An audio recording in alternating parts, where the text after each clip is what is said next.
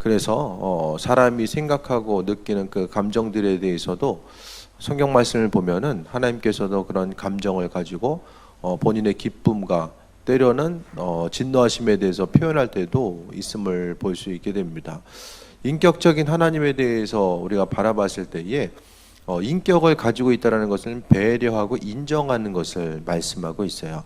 하나님을 높이고 하나님을 하나님으로 인정하는 귀한 삶을 살아가는 것이 우리에게 있어서의 진정으로 복된 삶일 수 있다는 것입니다.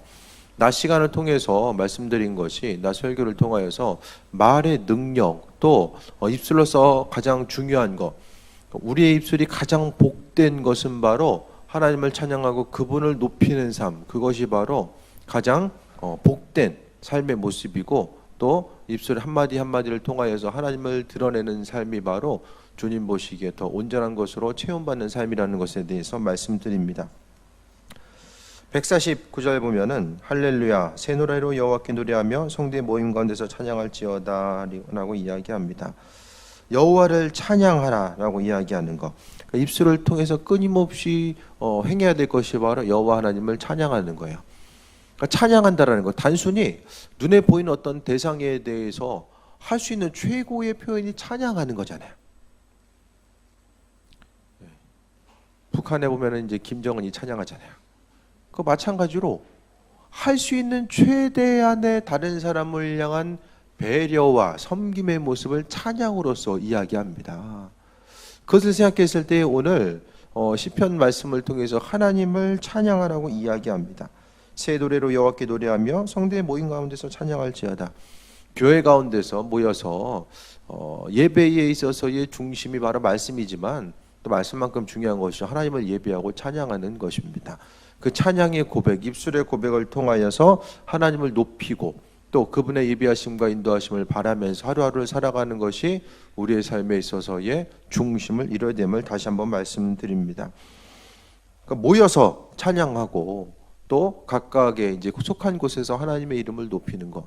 기도할 때도 우리가 이제 기도했을 때 이 하나님을 높이고 찬양하는 기도를 좀 많이 해야 됩니다. 그것이 바로 능력이 있어요. 우리의 사정과 형편에 대해서 이래저래 또 말씀드리는 것도 있어야 되겠지만 그거보다 더 중요한 것은 하나님을 높이는 것. 하나님은 창조주 되시고 세상 모든 만물 가운데 은혜로 베푸시고 함께 하신 분입니다. 그것에 대해서 우리의 마음의 중심을 하나님께 드리고 입술로서 고백하는 거예요. 그러면은 인격적인 그분께서는 우리의 찬양의 목소리를 들으시고 또 그것을 통해서 그분께서 기뻐하시고 우리의 삶의 여정 가운데 은혜로서 충만함으로 베푸시고 함께 하신다는 것에 대해서 다시 한번 돌아볼 수 있게 됩니다. 2절 봅니다. 이스라엘은 자기를 지으신 이로 말미암아 즐거워하며 시온의 주민은 그들의 왕으로 말미암아 즐거워할지어다. 이스라엘이나 시온이나 다 이스라엘 민족들, 유대인들을 또 이야기합니다. 그들이 해야 될 바가 무엇이냐? 그것은 이스라엘 민족들이 하나님을 찬양하고 높여야 되는 것은 하나님께서 이스라엘 민족들을 창조하시고 함께 하셨다라는 것. 그러니까 우리가 하나님을 찬양하는 것은 하나님께서 우리의 삶 가운데 함께 하셨고 우리를 예비하셨다라는 그 부분을 다시 한번 말씀하고 있어요. 우리의 삶 가운데 깊이 개입하셔서 그분의 은혜와 능력을 우리 한 사람 한 사람에게 베풀어 주시고 함께 해 주셨기 때문에 우리가 그분을 찬양할 수밖에 없고 또 하나님께서 왕 되심으로 말미암아 그분으로 인하여서 즐거워할지어다라고 이야기합니다. 그러니까 삶에 있어서 우리가 이제 하나님 기뻐하신 일들을 해야 되는데 여러분의 삶을 통해서 하나님께서 어떤 삶을 사는 것을 가장 기뻐하실까를 생각해 볼 수 있게 되기 바랍니다. 각각의 세부적인 것이 뭐 좀 다르게 나타날 수도 있겠지만은 가장 기본적으로 우리에게 하나님께서 요구하신 믿음의 분량 자체는 다른 것보다도 그분을 찬양하고 높여드리는 것. 그것은 기도 시간만 이야기하는 것이 아니라 삶의 여정 가운데 끊임없이 주님을 높이는 것. 예수님께서 내 주인 되십니다. 강성 목사님 교회 지금 예수 내고주 옛날에 1,000번 했는데 지금 2,000번 한다고 하잖아요. 그게 뭐냐? 예수님이 내 구주, 주인 되십니다. 그것은 그분을 계속해서 높이는 삶의 모습입니다. 그러니까 내가 다른 거 이것저것 얘기 안 해도 기도 순간이나 그 입술로서 고백하는 것은 뭐 차에 있든지 간에 뭐 잠깐 뭐 움직이는 시간이든 간에 언제든지 할 수 있잖아요. 교회에 와서만 주님을 찬양하면은 뭐 1년에 시간이 얼마나 되겠습니까? 그러니까 평상시의 삶을 통해서 내가 주님을 높이고 예수님의 주인 되심에 대해서 항상 입술로서 고백하고자 했을 때에 내 삶의 여정 가운데 하나님은 더 인도하시고 함께 하시며 그분의 뜻과 예비하심을 더 비춰주시는 거예요. 그러니까 주님을 찬양하라는 것, 또 주님의 일하심과 인도하심을 경험하는 삶의 모습이 바로 거기에 있습니다. 그러니까 주님과 교제하는 삶은 하나님께서 항상 인도하시고 함께 하시고 또 그분과 교제한다는 것을 항상 기억하는 거죠. 어디서 무엇을 하든지 간에 예수님을 기억하는 것, 입술로서 주님을 높이다 보면은 항상 그분께서 나와 함께함에 대해서 깊이 깨달아 알게 되고 항상 친밀감을 가지고 살아가는 그 한 사람 한 사람이 될 수 있다는 거예요. 그러니까 주님을 찬양하는 것 자체가 우리에게 얼마나 또 신앙생활함에 있어서 중요한 일인가를 생각해 볼 수 있게 되길 바랍니다. 항상 주님과 교제하니까 마음에 기쁨과 평안함이 있고 또 언제나 또 주님과 또 인도하심, 그분께서 함께 하시고 또 그분의 예비하심을 경험하는 교제를 통해서 모든 것이 또 새롭게 펼쳐질 수 있다는 것에 대해서 말씀드립니다. 3절에 춤추며 그의 이름을 찬양하며 소가 수금으로 그를 찬양할지어다 라고 합니다. 춤추고 또 이름을 찬양하고 소가 수금으로 찬양한다는 것은 찬양하실 때의 삶의 자세를 이야기하는 거예요. 가끔 이렇게 북한 TV도 좀 봐줘야 돼. 거기서 이제 나오는 이제 찬양의 모습, 좋은 예가 되잖아요, 그죠? 가끔 보세요. 동영상 들어가서 북한 뉴스들 나오는 거 있잖아요. 그럼 김정은이 지나가면 주변에 반응들이 나타나게 됩니다. 보다 보면은 그 표현이 이거예요. 춤추며 그 이름을 찬양하는 게 바로 이거거든요. 물론 좋아서 그런 사람이 뭐 얼마나 되겠습니까만은. 오늘 본문을 통해서 우리가 하나님을 향한 삶의 중심 자체, 다윗이 법궤가 또 이제 다윗에 이제 있었던 그 성막으로 들어왔을 때에 다윗이 만들어 놓은 성막으로 법궤를 가져오게 되잖아요. 그때의 다윗이 나아가서 춤추는 모습, 기뻐 즐거워하며 춤췄던 그 모습을 바라보게 되면 그 오늘 본문에 나와 있는 이 3절의 의미성이 무엇인지를 깨달아 알게 됩니다. 이거 형식적인 어떤 마음의 작은 기쁨과 즐거움이 아니라 정말로 삶의 깊은 곳으로부터 우러나오는 하나님을 찬양하는 것, 그것은 기뻐야지만이, 내가 형식적인 모습이 아니라 마음속 깊은 곳에서부터 올라오는 그 기쁨이 있을 때만이 춤추고 또 소고치며 하나님을 찬양하고 높일 수 있다는 것에 대해서 말씀하고 있습니다. 그러니까 신앙생활도 억지로 그냥 다른 목적 가지고 하다 보면 오래 할 수가 없어요. 근본적으로는 하나님과의 관계성이 즐거워야 되고 또 그분께서 인도하시고 함께 하심에 대해서 또 기대함과 소망하는 마음이 있을 때에 삶의 모습이 더욱더 평강함의 모습으로 체험받고 나아갈 수 있음을 말씀드립니다. 믿음의 열정, 마음의 열정을 가지고 그분께 나아가는 삶, 그러니까 그분을 찬양하고 마음의 중심을 주다 보니까 하나님께서 우리 한 사람 한 사람을 지켜봐 주시는 것이 기쁨이 있는 거예요. 옆 사람 보시면 기쁨이 생기십니까? 기쁘세요? 옆 사람 보면? 저 얼굴 또 보네 이번 주에. 이게 되면 참 인생이 불행한 거죠. 주변 한 사람 한 사람을 통해서 기쁨을 얻을 수 있는 것처럼 하나님이 날 바라봤을 때에 쟤 언제나 정신 차릴래나, 이것보다는 우리 한 사람 한 사람을 바라보면서 마음의 기쁨과 즐거움이 있는 것, 여기 봐서 스트레스 받는 걸 여기 봤을 때 기쁨이 확 이제 올라오는 그 모습, 그 대상이 좀 내가 되었으면 좋겠다라는 거예요. 하나님이 나를 통해서 기뻐하신 거, 성경 보면은 하나님이 기뻐하시는 사람들이 있잖아요. 정말로 하나님 마음에 합한 자로서 기쁨과 즐거움이 되는 대상들이 있습니다. 행동한 한 가지가 하나님을 기쁘시게 드리는 것으로서 채워질 수 있는 사람. 다윗을 통해서도 하나님께서 내 마음에 합한 자라는 사실을 하나님께서 말씀하셨던 것처럼 우리의 마음의 그 중심도 하나님 보시기에 인정받고 그분을 기쁘시게 드리는 것, 내 삶의 어떤 부분 가운데서 하나님 기뻐할 수 있을까? 내 마음의 그 믿음의 열정과 소망함과 그분을 향한 기대함 자체가 우리의 삶을 통하여서 다른 것보다도 기쁨과 평강함의 요소로 자리 잡고 나아갈 수밖에 없다라는 것에 대해서 말씀드립니다. 4절 봅니다. 여호와께서는 자기 백성을 기뻐하시며 겸손한 자를 구원으로 아름답게 하심이로다라고 말씀하고 있습니다. 하나님은 그분을 찬양하고 높이는 한 사람 한 사람을 통하여서 기뻐하신다라고 말씀하고 있어요. 하나님이 뭐 세상 가운데서 하나님께서는 그분께서 기뻐하신 일들이 뭐가 있을까요? 뭐 때문에? 성경은 그분이 창조하신 피조물로 인해서 기뻐하신다라고 이야기했어요. 하나님은 무슨 취미를 갖고 있을까요? 좀 뜬금없나? 하나님 취미가 뭘까요? 우리를 지켜보고 있는 게 아무래도 그분의 주된 일이 아닐까. 우리 한 사람 한 사람 자녀된 자를 바라보시고 또 사랑으로 인도하시고 함께 하시고 때론 책망하시는 그분의 인도하심, 또 그것을 통해서 하나님의 백성들을 통해서 영광 받으시는 것, 찬양의 목소리와 그분을 향한 간구. 그러니까 중요한 것은 하나님은 우리와의 관계성을 통해서 기쁨을 얻고 또 그것을 통해서 영광 받으시는 분임을 이야기합니다. 그런데 우리의 시선은 지금 어디로 향해 있는가? 하나님은 항상 우리와 시선을 마주치길 원해요. 옆 사람은 다 계속 쳐다보고 있는데 시선이 부담스러워. 왜 째려보지? 딴 데 봐야지. 그분의 시선 자체를 내가 얼마나 기쁨과 감사하는 마음으로 함께 바라보고 있는가. 하나님은 지켜봐주고 계신데 그 사실을 인지하지 못하고 계속 세상 다른 것 바라보고 있으면 교제함의 모습이 끊어질 수밖에 없다라는 거죠.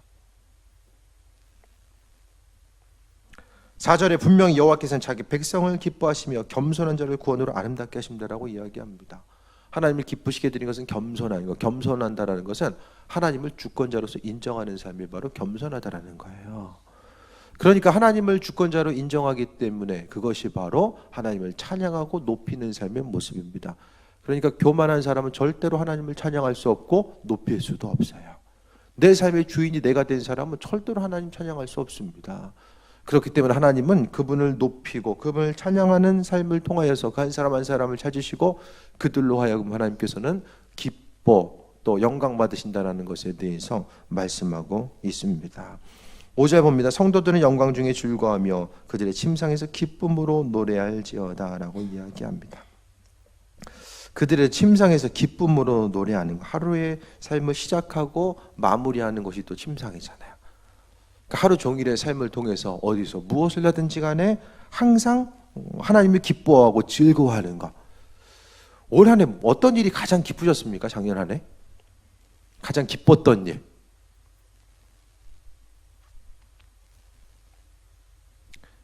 어제 오늘도 기억이 안 나는데 작년 한 해 뭘 기억이 나겠어요? 그러니까 좀 적는 삶이 돼야지. 적는 거.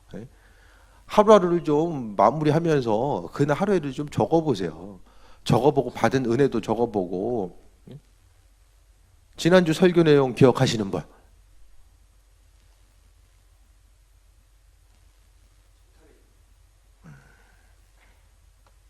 성탄절이니까 이제 딱 이제 기억이 이제 나죠, 아무래도. 그러니까 주보에다가 적든가 아니면 성경책에 이제 적든가 좀 적어보세요. 행할 바를 한 가지라도. 성경책 검사를 해야 돼요, 이제.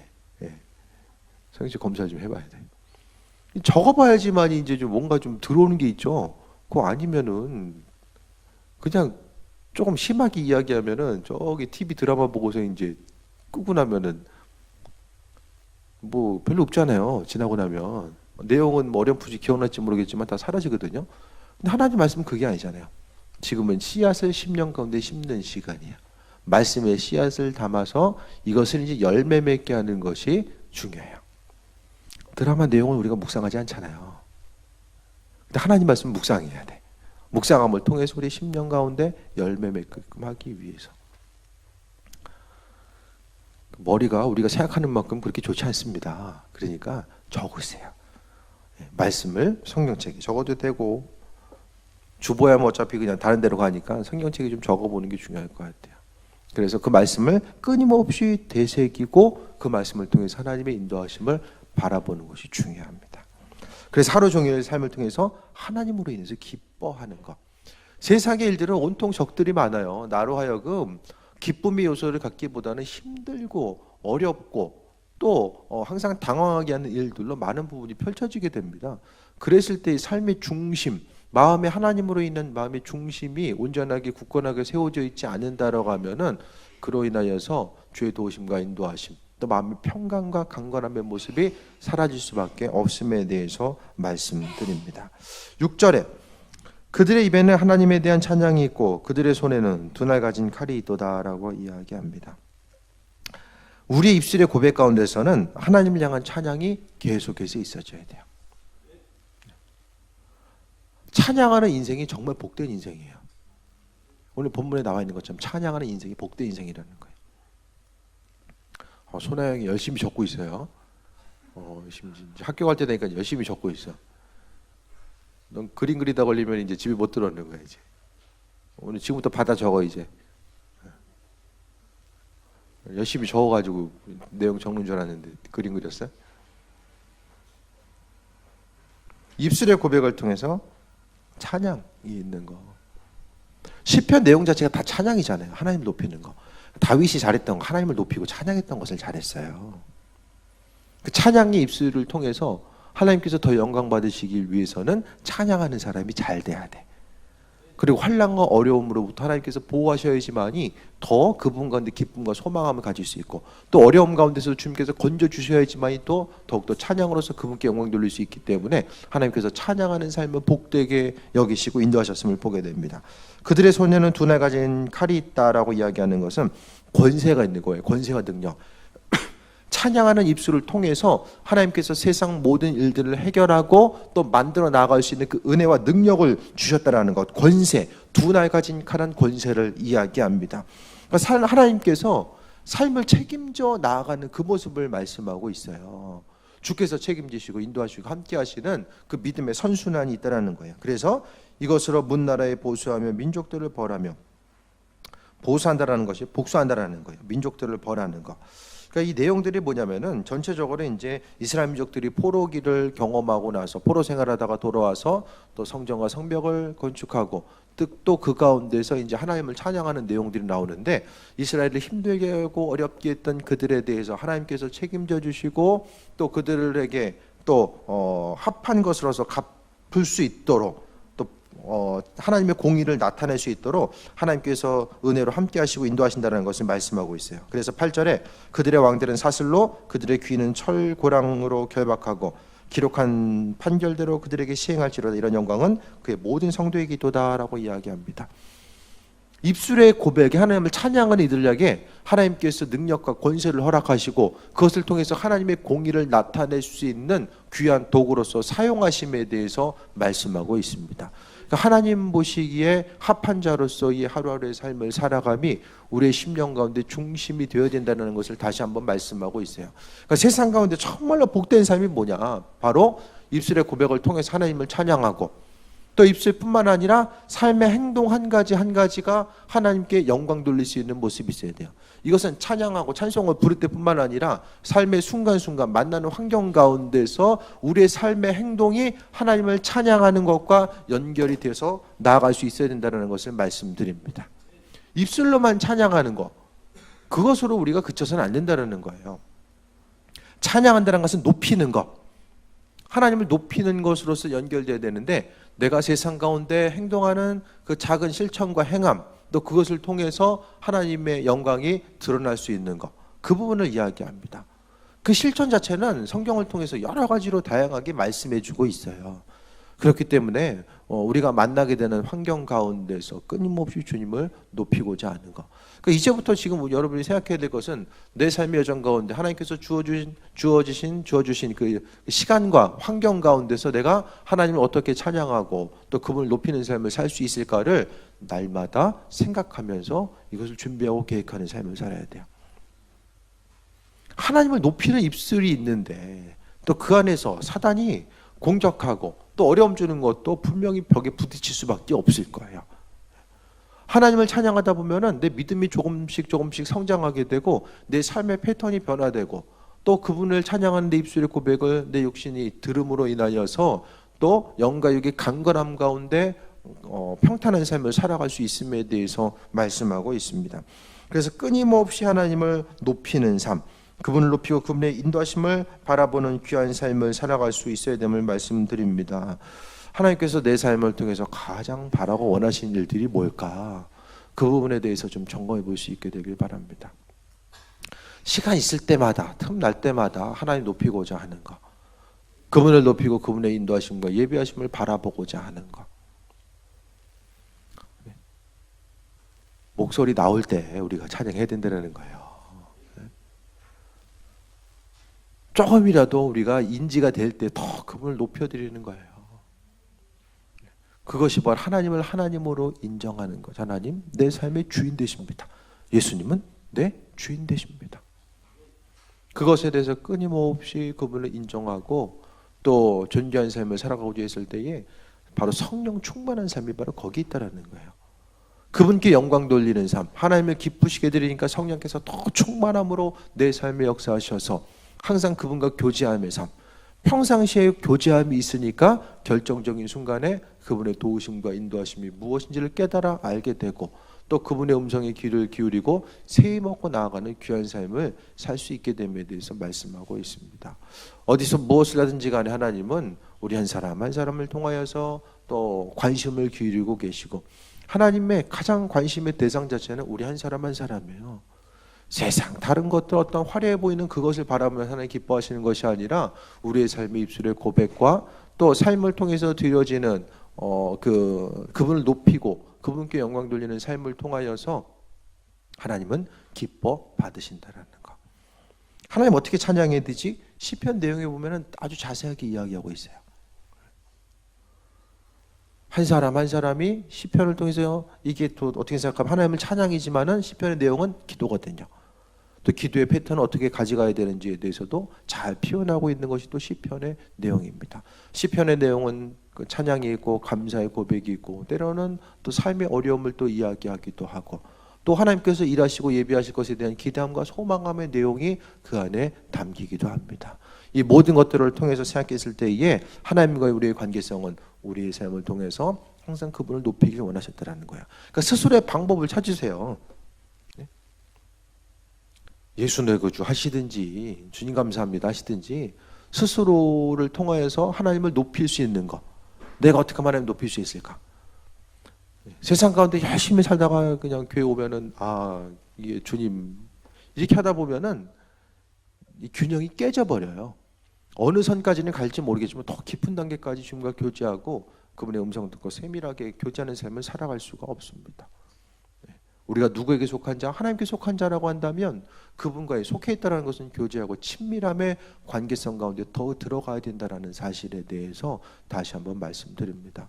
하나님의 뜻과 인도하심이 여러분의 삶 가운데 올 한 해도 가득하게 되길 바라고 하나님께서 여러분의 삶을 통해서 원하시는 것은 입술의 고백을 통해서 그분을 높이고 찬양하는 삶.